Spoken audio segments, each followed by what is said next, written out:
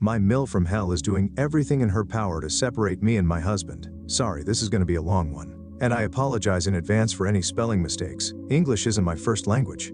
4 months ago, me 31 female and my husband Mark 32 male welcomed our first child, our daughter Sophia. Me and Mark have been together for 10 years and married 6 years. Getting pregnant wasn't exactly a walk in the park. We were trying for 2 years before it finally happened, and I miscarried 4 times during those years.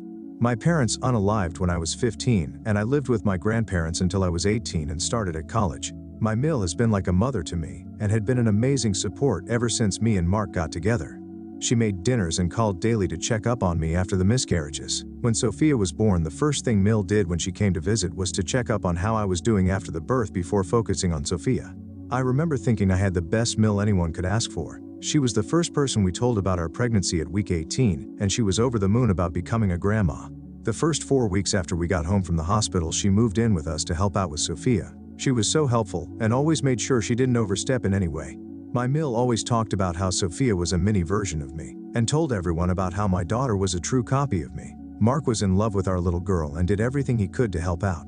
He came home early every day to spend as much time as he could with Sophia and me. Everything seemed perfect. This was what we had wanted for so long. All he could talk about was how perfect our little girl was and how much she looked like me.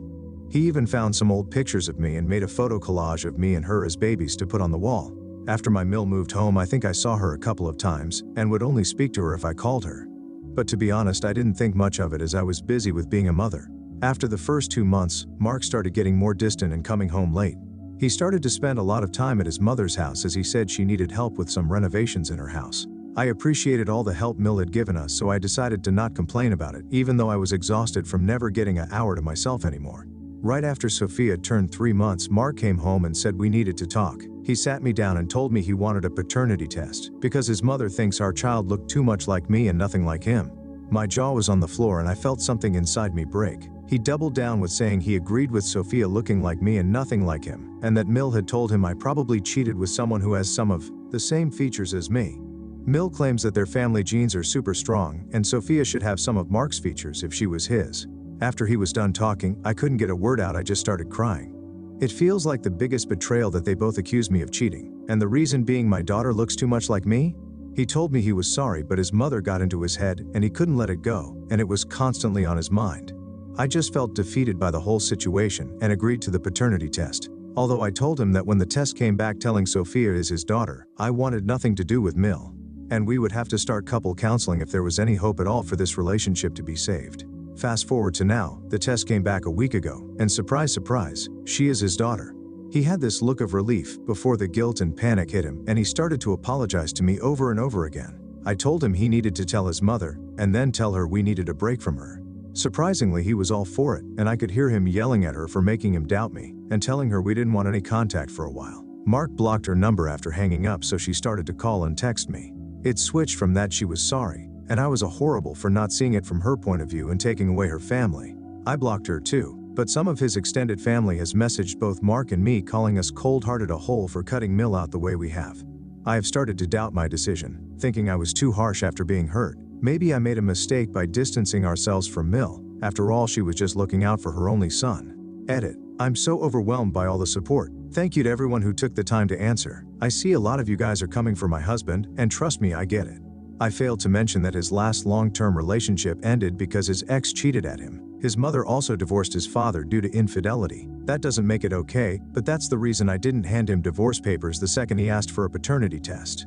I know he has a lot of trust issues, and so does his mother. He has been in therapy before because of his issues and has contacted his psychiatrist and gonna start up therapy again. And we are also going to our first couple counseling later this week. Update. I'm still overwhelmed with all the support and feedback my last post got. I spent a lot of time reading through comments and the messages people sent me. Since I'm still getting messages asking about my situation, I felt like I should make an update for those who still cares. So buckle up. First of all, a lot of you were saying I should have given my husband divorce papers along with the result of the paternity test. If it wasn't for his past, I would have done it. That being said, he has been my rock during the circus our life has become. Like a lot of you did foresee, my Mill did not react well to us going NC with her. She told his whole family that I made my husband going NC with her because I was jealous of their close bond. She told them I had threatened him with kidnapping and drowning our daughter. His family blew up my phone with calls and nasty messages. It got so bad that I had to change my number and deactivate my FB account. 5 weeks ago, Child Protective Services came to our house after getting an anonymous tips about me physically abusing Sophia.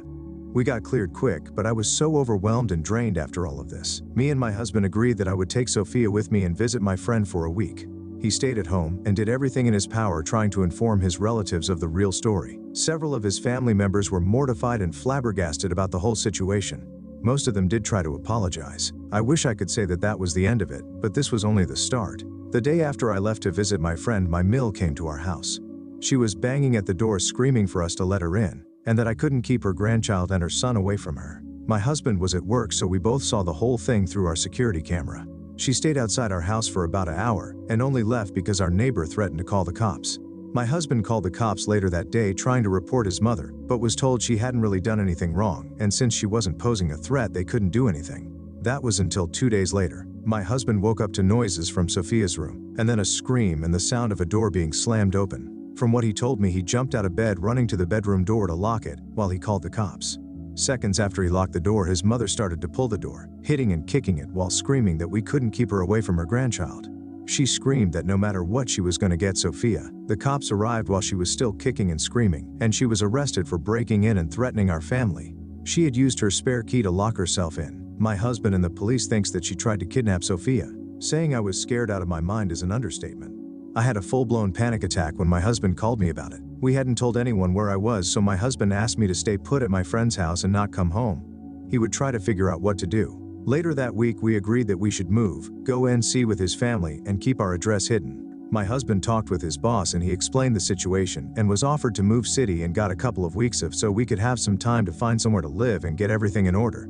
At the moment, our old house is out for sale. We have moved to another city, and we are trying to make this new house our home and putting our life back together piece by piece. Right now, my life feels like a really bad movie, and I still can't understand how my life got turned upside down so fast, and why my mill snapped. We are both seeing a therapist. My panic attacks are still pretty bad, and probably will be for a while. We are mourning the life we had. We are both trying to heal and do everything we can to make life as normal as possible for our daughter's sake.